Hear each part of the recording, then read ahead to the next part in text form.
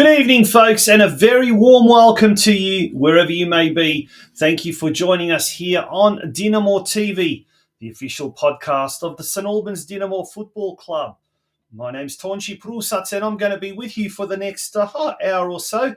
And as we get closer and closer and closer to the Australian Croatian Soccer Tournament in a few weeks' time, to be hosted by our fantastic club. Well, tonight we're going to be spending quite a fair bit of time talking about the tournament. Of course, some of our guests tonight include, we'll be talking to Future Tech Director Anthony Muslich, who's well known at the club. He's one of our platinum sponsors. He'll be talking to us about his business, but also he's got a really, really interesting footballing story as well. Those of you that know Anthony know he spent some time in Croatia, where unfortunately a career-ending injury stopped him from playing any further. But he's got some wise words of wisdom for any young footballer looking to make it as a professional footballer. Stay tuned for that. We'll also be going right to the very, very top. We'll be talking to the president, ILIJA DRAGICEVIC, and the vice president, John BILOS. I caught up with them earlier today at Churchill Reserve, and John also took us on a little bit of a tourist guide trip around Churchill Reserve to see all the latest infrastructure improvements. So we'll catch up with those two gentlemen a little bit later on in the show as well. Also, we've got a very, very special guest in our news desk who will be speaking to a young man who is, he's the leader of a group of very, very talented Dinamo boys. And they achieved something rather big last night. So, folks, stay tuned for that and a lot more as well on DinamoTV. Can't believe it's already episode 35 this year. Be active in the chats. Some of the best comments we'll read out during the course of the evening. And stay tuned for the news desk after this word from our major sponsor, the I&D Group. The I&D Group is regarded as one of the largest deliverers of concrete structure solutions in Victoria. Formed in 1994 by Ivan and Kathy Filipovic, their passion and commitment to getting the job done safely and economically has underpinned their success in the industry.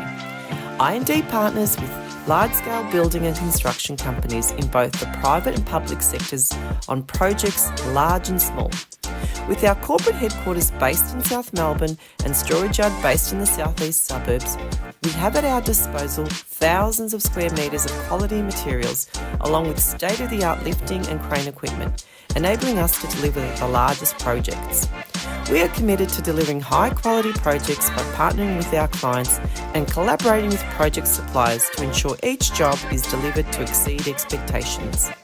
From humble beginnings, I&D now employs more than 1,200 dedicated professional and support staff, involved in a number of landmark projects right across Victoria. The I&D Group is a massive supporter of the Croatian community, backed soccer clubs in Victoria, and is proud to be the major sponsor of the St Albans Dinamo Football Club in 2024.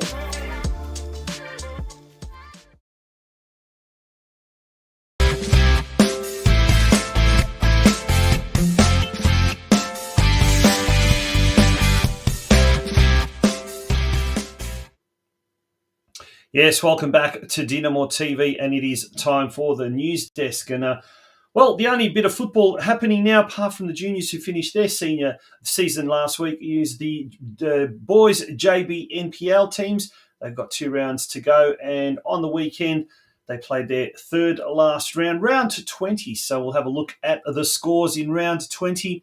The under-14s drew with Ballarat City 0-0. The under-15s, they drew away to Eltham Redbacks, Salva Kumaran and Mikulic scoring the goals for the 15s.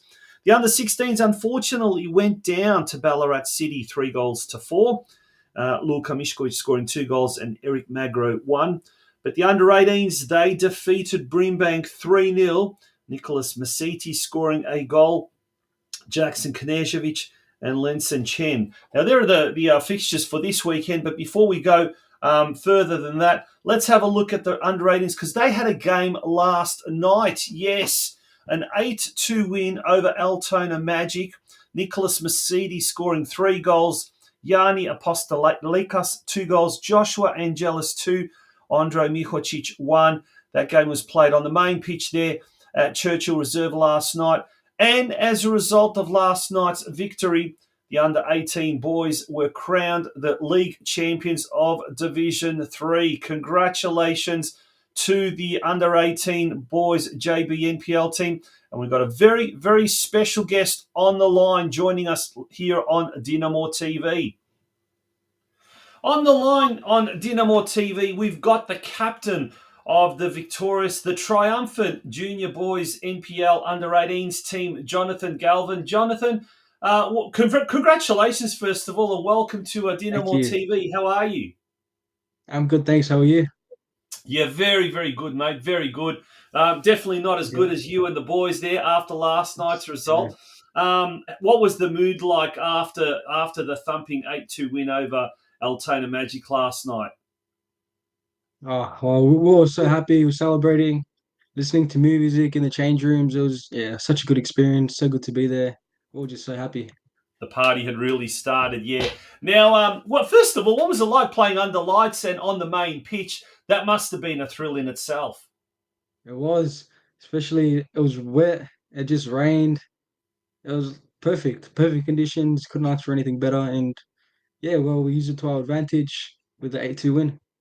Yeah, no, well, great result. And look, overall, it's been a fantastic season. But from a player's point of view, how did you find the season? First of all, the grading, the 11-game grading phase, and then the 22-game home and away season. Well, grading, we hope to do a lot better than how we did. Like, we're aiming for Division 1 at the start. Even Division 2 would have been happy with. But yeah, we're really unfortunate to qualify for Division 3.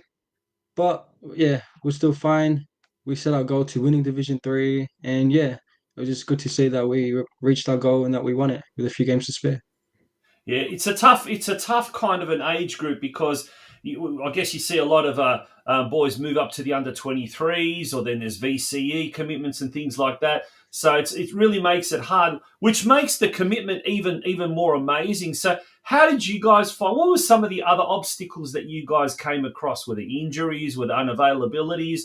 What were some of the things that really made things tough for you in 2024? Yeah, well, injuries kept up on us badly. We started off the season, I think we had 6 centre backs. By the end of it, we only had 1 fit to play. Like, we had a lot of injuries, a few holidays, stuff like that. But yeah, in some weeks we only had 11 players. So we had to call up the younger boys, which they came in, they did amazing. And yeah, well, we just stayed resilient, played our game, and got the result in the end. Yeah, no, that's awesome. Now, look, there's all sorts of talk about restructuring for next year. No one really knows exactly what's going on, but one of the models is suggesting there could be an under-19 model. So the current under-18s move to under-19s, bridging that gap with the 23s. That would probably mean a lot of the boys will hang around and stay together, and who knows, maybe a couple of recruits and this and that. For next year, what would be the aims to at least get into that Division 2 or maybe even higher? Yeah, well, we look to play Division 2, and well, with the team we have now, and hopefully with new players coming in, I feel like we can push to win it and do well in it. Yeah.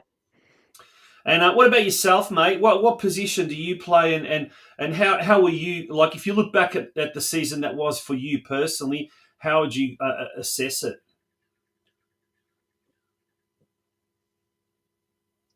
I play as a defensive midfielder usually. But yeah, obviously, like I said, with all the injuries, I had to play centre back a few times.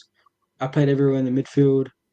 But yeah, well, yeah, so I had to move everywhere, but I feel like it was just a Yep. challenge and I've done well to adapt to Oh, it. brilliant. Well done. Good on you. And finally, the coaches.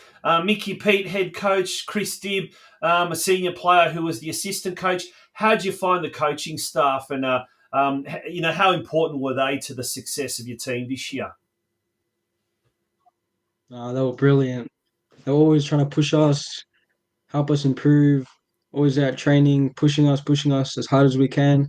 Even at the games, it's like always just pushing us to be the best we can. And yeah, like you can see, we got the final reward, which we wanted, and yeah, so they've done really well. They were key to our success. Awesome. Well, weekend off this weekend because the game was played last night. I guess there's one more game to go, and that's it for the season. Then pre-season pretty much starts straight after that, doesn't it? Mm-hmm. Yeah. Well, once again, excited for the final game. Then, Congratulations, Jonathan, to you and the boys, and wishing you all the best, for next season and beyond that. But once again, congratulations and well done. Thank you. Appreciate it. And there we go. There we've got the fixtures for this week. So the penultimate round in the junior boys NPL Division 3 Northwest competition. The under-14s are at home to Hume City. They'll be taking on Hume City at 11:45. The under-15s travel to Ballarat City, where their game kicks off at 11:30. The under-16s, they travel to Churchill Reserve, where they'll meet Pascoe Vale, and that game kicks off at 1:15 p.m. And as we saw, the under-18s, well, they played their game last night and defeated Altona Magic 8-2. Let's have a look at the ladders now. So no change in the 14s or the 15s. The 14s remain in third position. The 15 boys, they remain in fourth position across the page. The under-16s, they've dropped from third to fourth, just behind Ballarat City. And St Albans Dinamo, as we can see, they are in top position, and they will stay in top position in the under-18s Division 3 competition. Well done to them once again. Okay, this weekend, the Victorian Crow Cup will be played. The Junior Crow Cup will be played down at North Geelong Warriors at Alco Park, annual event that attracts Mini Roos boys and junior boys and girls from under-7s all the way up to under-13s, kicking off at 9 o'clock and go all the way through to about 5 p.m. Dinamo will be there, as will Strathmore Split, Dandenong City, the Melbourne Knights, and of course the hosting North Geelong Warriors. If you want a little bit more information, a bit of an insight into what awaits this Saturday, jump over to the Oz Crow Soccer Show Facebook page and the YouTube channel, and you'll be able to see an interview with Dennis Vodopic from North Geelong Warriors. He's part of the organising committee of this year's Junior Crow Cup, which incidentally last year was successfully hosted by us. Okay, we're nearly done with the news desk, but during the week, the tourney merchandise went on sale, and from all indications, it has been absolutely fantastic and frenetic. They tell me that the Dinamo website shut down, how much international and local interest there was, but get in now to have your merchandise waiting for you as soon as the tourney starts. So pick up only a Dinamo from opening night. Adults and kids sizes are available. To order, go to the following website, cst2024.com.au/shop/. And there's just a selection of some of the tournament merchandise that you'll be able to get. And we'll leave that slide up a little bit more. But certainly it's worth going over to the website, the tournament website, the cst2024.com.au/shop/. And you don't want to miss out, that's for sure. All right, folks, we're going to take a short break. When we return, we'll be speaking with our first guest, or our next guest, I should say. He is the director of Future Tech Civil, and he's also one of the tournament's platinum sponsors, Anthony Maslich. And interestingly enough, here's an advert for Future Tech.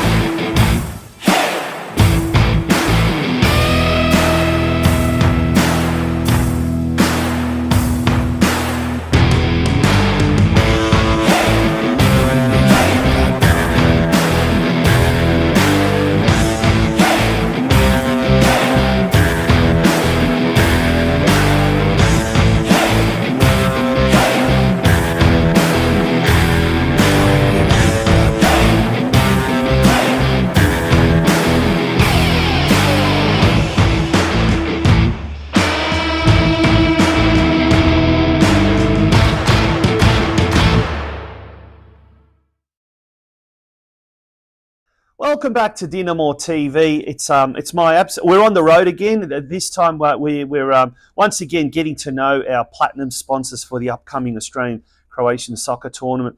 And today I'm in the company of, and it's my pleasure to be in the company of, the Director of Future Tech Civil, Anthony Muslich. Anthony, how are you, mate, first of all? Doing well, Tonchi. How are you, mate? I'm well. I'm really well. I get out of the office, and so to speak, and get the chance to catch up with people. It's always good. But, awesome. you know, I know it's a cliche, but we did have you early on the show. I think it was this year when it was a sponsors day. But, gosh, the year's flown, hasn't it? It has. Just before you know it, time flies. And, you know, before you know it, we're nearly towards the later part of the year as well. So, yeah. What do you do, mate? Whether it's in the world of business, whether it's in the world of football, or whether it's in the world of planning for example, the Australian Croatian Soccer Tournament, the year's just gone by very, very quickly. But before we talk about all that, mate, let's talk about your business, Future Tech Civil. All right. Sure. What does it do in a nutshell? Give us a bit of a summary. Yeah, sure. Future Tech Civil predominantly specialises in underground infrastructure, which is our core business. So we deal with major utilities all over Victoria. We look after everything from gas, water, power, NBN, from an end-to-end perspective. So everything from planning to facilitating the actual work itself, and then obviously commissioning and finalising the project. That's predominantly what Future Tech does. We do also have another strand of the business which does a lot of government work, local council work, where we specialise in basically maintenance work for local government. So that involves everything from, you know, footpath remediation works to line marking, guardrail, drainage works, which we cover across different municipalities across Victoria. So they're the two primary kind of work components, I suppose, elements. Effectively that we specialise in. And then the other component is Future Tech Communications, which is another offset of our main business, which predominantly does data and communications, along with some electrical work as well, which specialises in just that kind of component. So we're a pretty broad business in the sense that, you know, we take care of different elements, and also, you know, just from government to, you know, private clients. Our clientele kind of varies, you know, from A to B. So it's a very broad range. And you have to look after all of that, and in addition to that, you've got a lot of staff as well. How many people working for you? We've got about 50 here at Future Tech. So we've got about 10 in senior management, including project managers, admin staff, accounting, and then we've got obviously all the guys that are on site facilitating the work, it's a lot to manage. A lot of stress. It's a lot of stress, definitely. That's why we've got the bar right here, so which helps. But look, I wouldn't want it any other way. I'm very passionate about what we do here, and you know, and we're looking to kind of grow and scale the business moving forward, and potentially kind of, you know, grow it in the eastern seaboard, in particular in Sydney and in Queensland. Yeah. We're looking to expand. So we've got some really massive future goals for the business.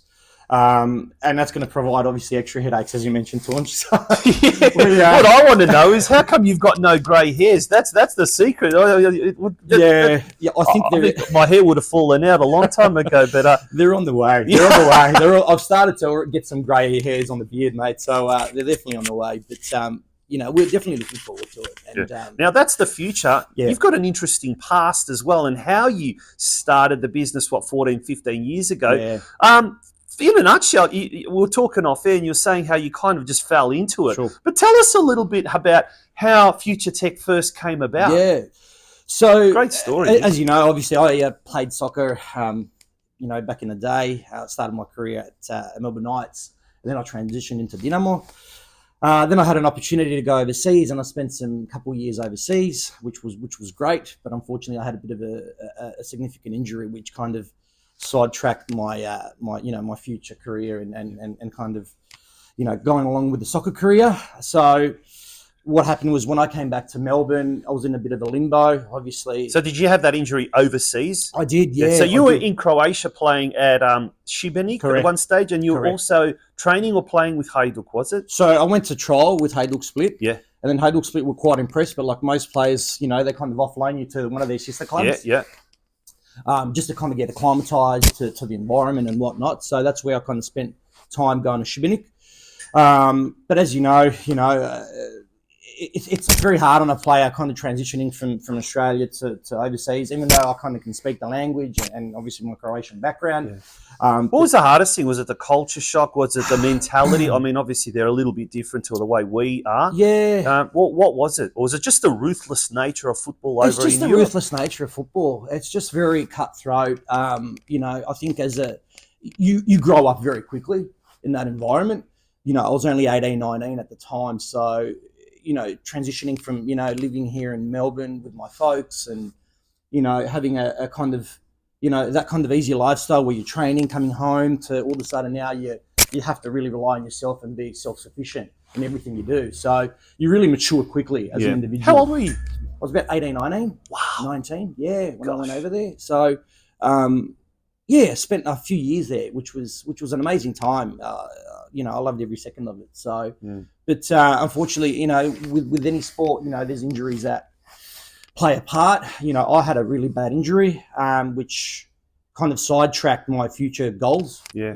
So career ending, was it, or was it? Well, yeah, it was. It kind of was. It was my ankle, all the ligaments. It was just a disaster. So, at the time they wanted to have surgery overseas, and my folks were very umming and ahhing with them to come back here and seek further medical treatment and whatnot. So it was quite a challenge at that time, and we made the call to kind of come back here to get the treatment.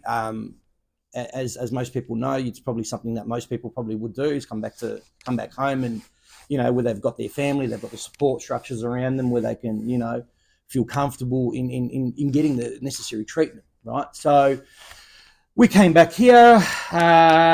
I came back here, and then pretty much from there, I was in a bit of a limbo. I went through a phase where, I only knew soccer and nothing else. Yep.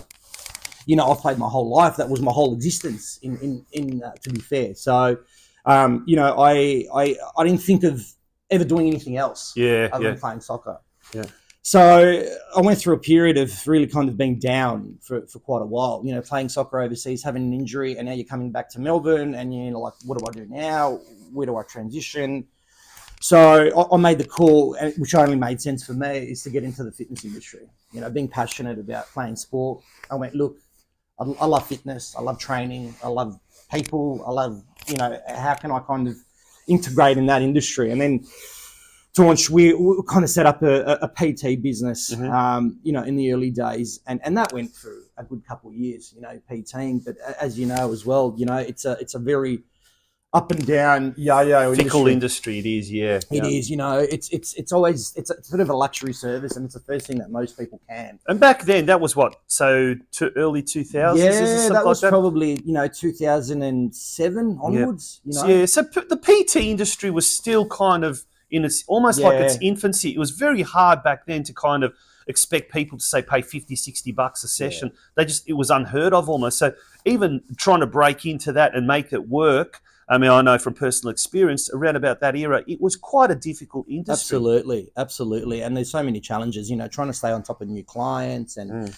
clients dropping off, new clients coming, and you've also got competition with other trainers, which everyone's trying to hustle for the work. Yeah. So it's a really dog-eat-dog environment, and a bit like the football environment. Absolutely, yeah, absolutely. So after that, I kind of transitioned into something a bit more stable income, where I was a general manager of quite a few different gyms and facilities, in particular leisure centres and whatnot, which kind of gave me that stable income for moving forward, which I thought, stepping away from the PT space into having a solid wage and a salary.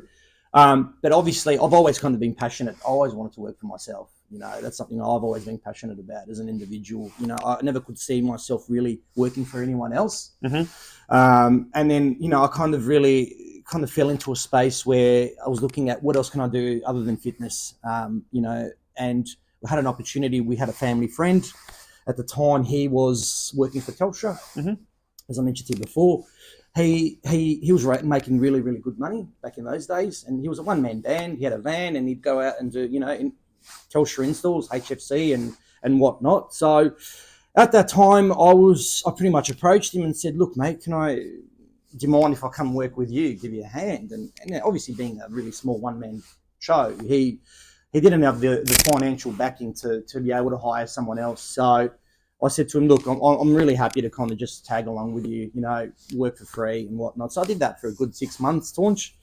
Built up my experience, really learnt the ropes in that cabling world. And then pretty much after that, there was an opportunity in the early NBN days when NBN started.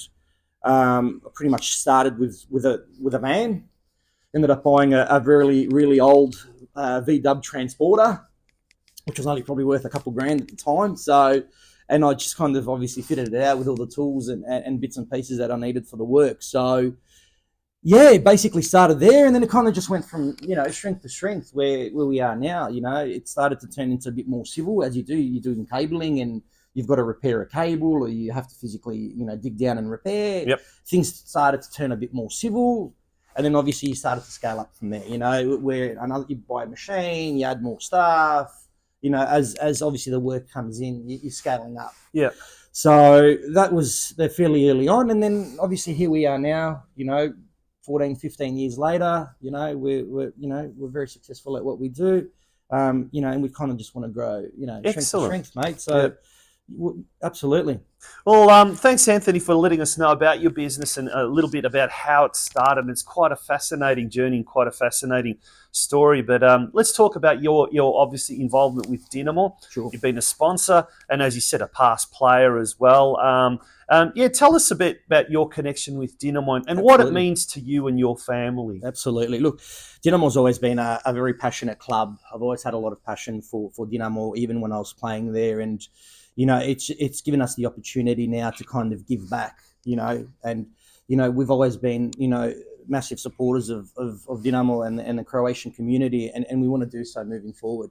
We want to make sure that, our community always stays strong, and, the club is going in the right direction. And, it's fantastic that we've got the tourney this year, which is amazing. It's amazing for the club.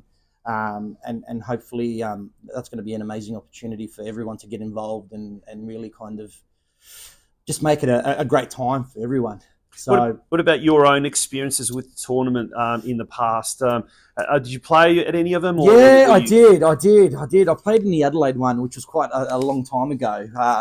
Don't ask me exactly when it was. It would have been early. I would imagine it would have been... Yeah, probably early 2000s. Okay, That was with Melbourne Knights when I was in the youth team there. So it's always been a fun time.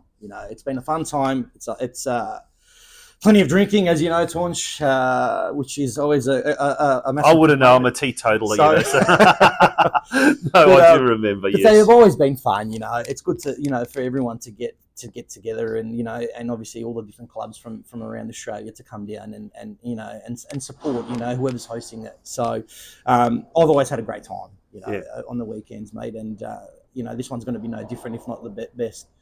Yeah, absolutely. Now, finally, mate, let's get back to the club, Dinamo. There's some look.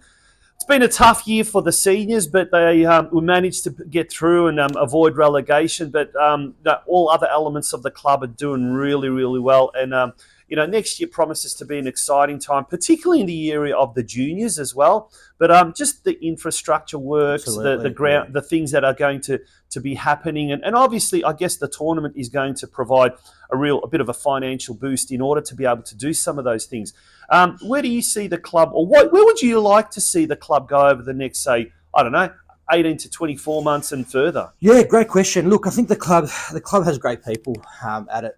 That are working in it, and everyone's very passionate about pushing the club where it needs to go. It's great that we're getting obviously a new scoreboard. I know there's some major development plans as well behind the scenes that the club is really trying to push and trying to obviously get that done hopefully in the near future. I know obviously there's a pitch. The pitch will be redone, which is fantastic. So there's a lot of promising things, Taunch, with the club, and everyone's passionate and everyone's pushing and everyone's driving to get more and more and more. But look, I think, the main thing, as you mentioned, the main thing is that the club has stayed in the NPL, and we've avoided relegation, which is amazing. And then we just continue to kind of go strength in strength, and we really kind of, expect some better results kind of, next year for the club. Everyone's passionate and everyone wants to see the club doing really well and being up there. So, really looking forward to next season, mate, as well. And finally, they say experience is the best teacher, and I guess, mate, in that case, you're a very good teacher. What would be your words of advice, particularly to some of the young footballers? Doesn't matter if they're from Dinamo or anyone watching DinamoTV, who dream of one day being a professional footballer and maybe even going overseas. You've done that. You've carved that path out. What would you recommend to any of the young talented footballers out there? Taunch, I would just say hard work. 10% talent, 90% hard work. You need to be passionate. You need to be doing a lot of things obviously outside of just training. I know that when I was growing up, I used to sleep with the ball. I used to dribble around the furniture. It's all the little things that you do outside of training and just being passionate. But nothing can replace hard work, Taunch, and you'll find that working hard will get you places. Well, that brings us now to the end of this conversation, and must say it was this conversation that just went in a different direction. We could talk about that forever and a day, just about your footballing background as well. But thanks, Anthony, for letting us in on a little bit about what Future Tech Civil does as well. And the future is certainly bright, both for the business and for Dinamo as well. And once again, thank you so much for being on Dinamo TV. Thank you, Taunchy. Thanks for having me. Pleasure. Absolute Thank you so much.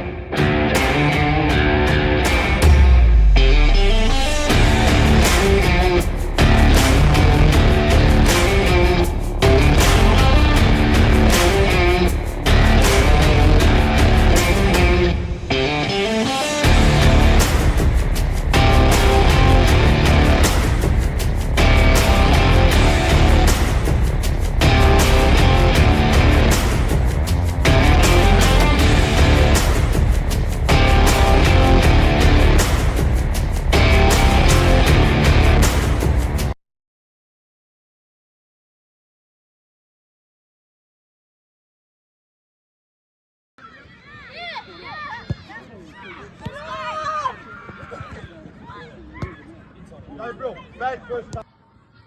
G'day here, Danny Yupusha here. Been part of the club forever and a day, volunteering over the last decade and a half, which has been fantastic. Been part of the committee at the moment with the tournament, and we're looking forward to a great one. But to help facilitate that, we will need a lot more volunteers like yourself. So hopefully you guys can get behind us and help us out to make this tournament a successful one for our whole community.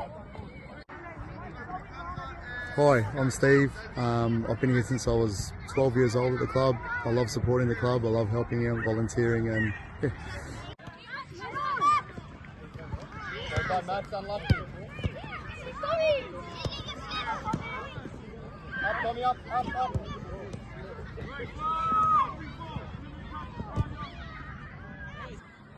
How you going? I'm Rob Mickledge here. I'd love to see a lot more people volunteer their time if they can to help out the kids with just helping out with Dinamo at the club, and hoping to get more people to help us out with the tourney coming up shortly.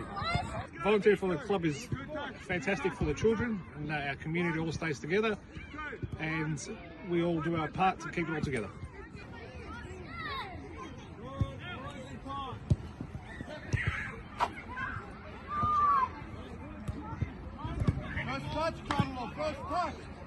Christian Dulwich here for the big 2024 Dinamo tournament, hosted here anywhere else, but we're in St Albans. We need volunteers like you, like myself, like Milch, and a whole bunch of others. Join now and welcome to the crew.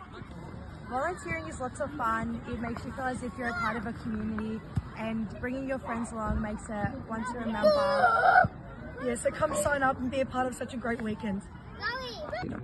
Why do I like volunteering my time at Dinamo? Because it gives back to our community, it's for our kids, and yeah, it's improvement around the place, and hopefully everyone gets to see it at the Crow tournament on Grand Final weekend this year.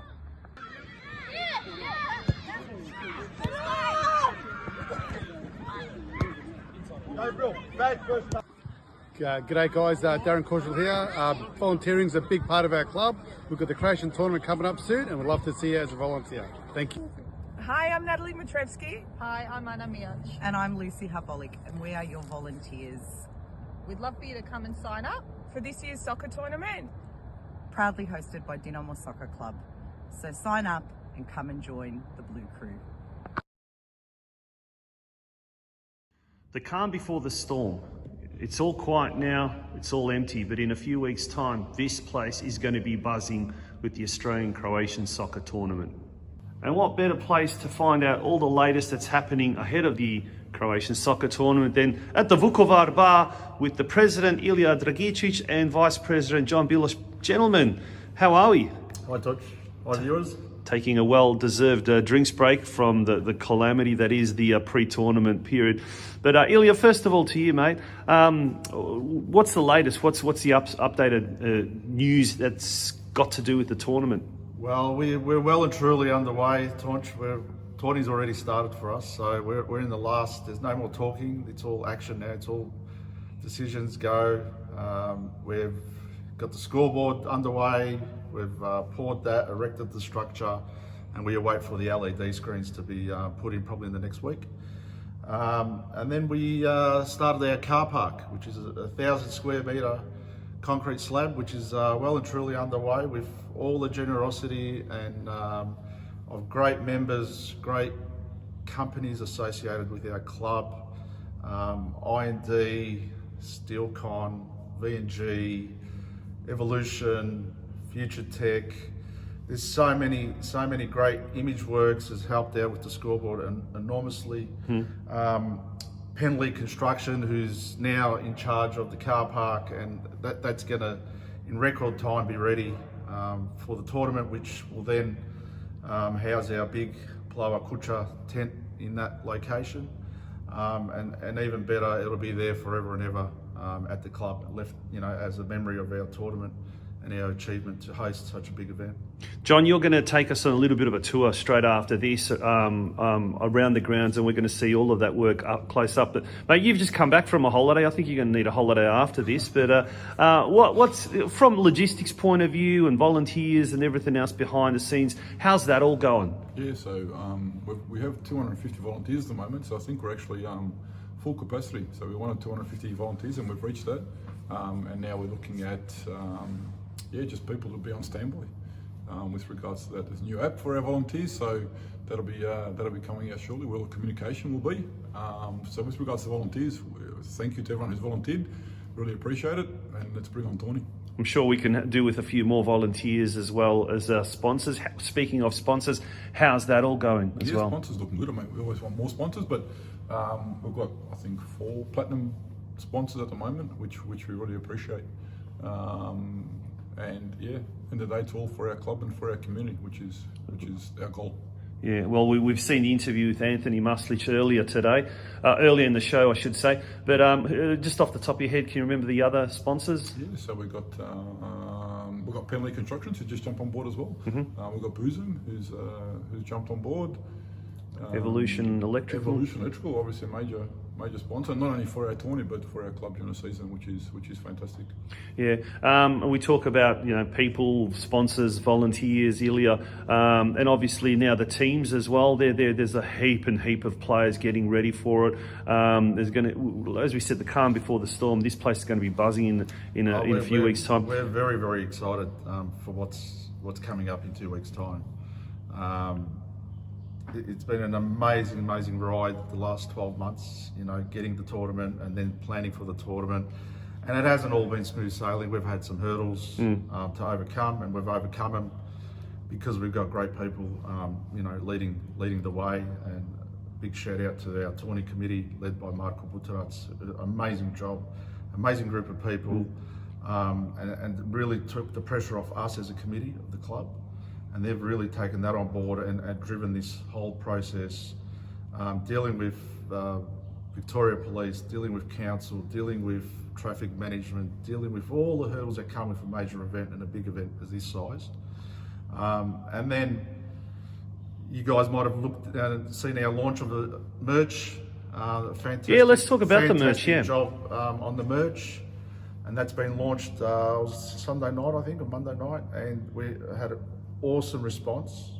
in pre-sales, and that's the intention, to get these sales and then pick it up at the tourney. So if you haven't already purchased, purchasing is really important, and it's a big way for us to know what kind of numbers we need, because if we get a lot of this sold early, we will be making more and be ready for everyone at the tournament. So if you haven't yet, get on board, get your merch, and if we need to, we will stock up and get more stuff ready for the tournament. Yeah, and John, that's one of those important things we talk about. We talk about the sponsorship, we talk about the ticket sales and food sales on the day, but the merchandise is so important, because that provides another avenue, a very important avenue of revenue. But also, I guess it's a souvenir, especially for people coming in from interstate. It's such a major part. It's something that they'll look back on and remember, won't they? Spot on. I mean, look at previous tourneys. I'm sure everyone's got a t-shirt or a hoodie or a cap or something along those lines in the cupboard, and you always, look at it and brings back some memories. So, like Ilya said, get on board, order your merch early, just to make sure no one misses out. You don't want to sell out of items. You want to have plenty of stock for everyone.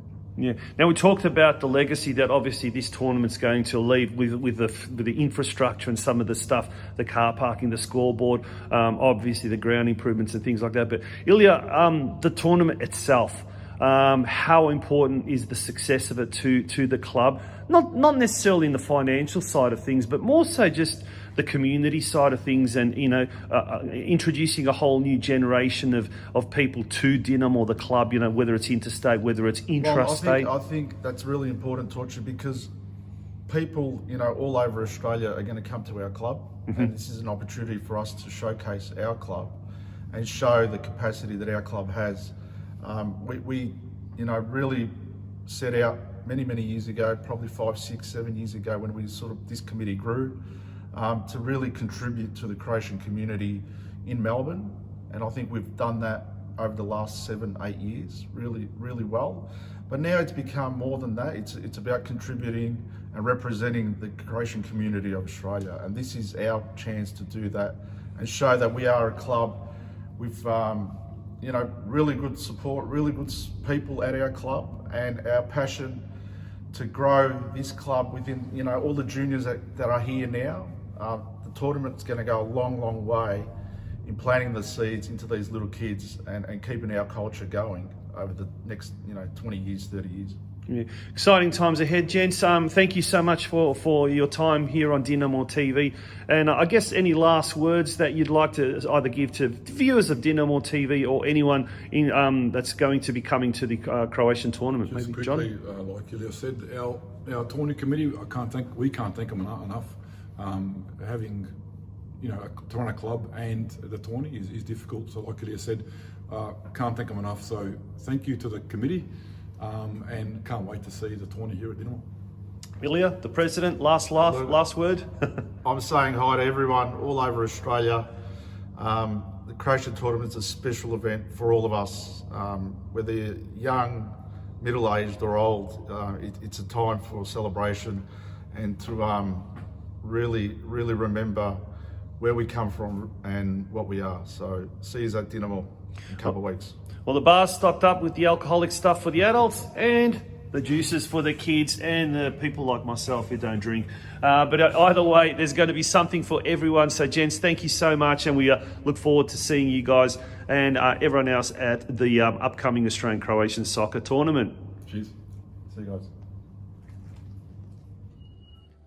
This is our first stop with our little tour around Dinamo with regards to all the work that's been happening in preparation for the tourney. So, as the retaining walls have been built, that was done last week, so Friday, Saturday, Sunday. Now they're levelling out the surface to put some concrete down on Monday. So this will be where the marquee will be, our Plava Kuća, and then that'll stay as a car park for next year. So really, as they say in Croatian, uredno afterwards, everything's going to be nice, neat and tidy, and then between the main pitch over here and then the pitch 3 over there, this is going to be all nice leveled like a car park, concrete like for a car park, so there'll be none of that muddiness that we've had in the past, I suppose. So they're already working away there. Well done. It's a good little project, our scoreboard, something that's been coming for a long time. We're hoping on Wednesday that'll be up and ready to go for Tawny. Ground's looking good. Still got a couple of weeks for Tawny, and hopefully it'll be a lot better come game one. With the scoreboard, raised about $40,000 towards that. And we need to thank ImageWorks and Rob Hunnella for helping us out in that space.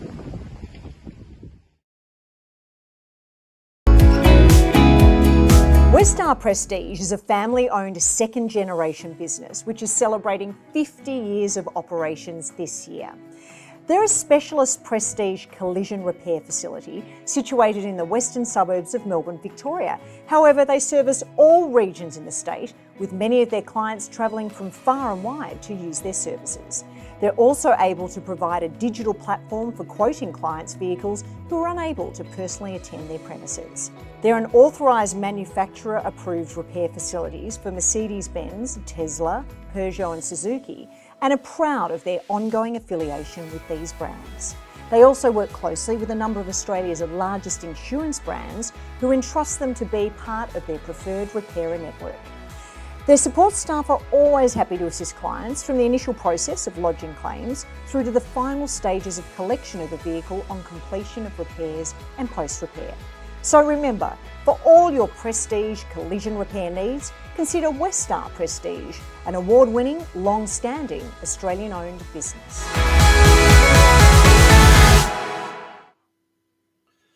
And that, folks, wraps up yet another episode of DinamoTV. We certainly hope you enjoyed tonight's show, and some great insights, particularly that the last segment there with John BILOS around Churchill Reserve.